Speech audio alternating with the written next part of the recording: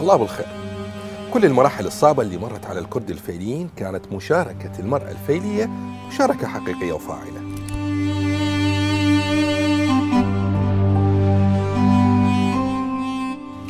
معاناتها بدت من اللحظة الأولى من إلقائها على الحدود.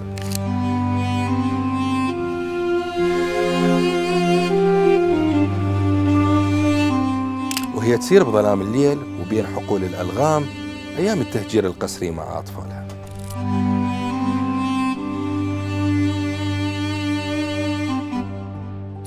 كم فعلية فقدت أحد أبنائها بهاي المسيرة؟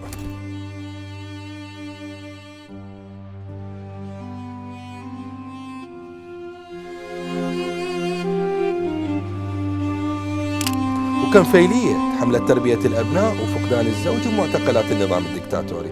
انتظر تعليقاتكم، كتبوا لنا.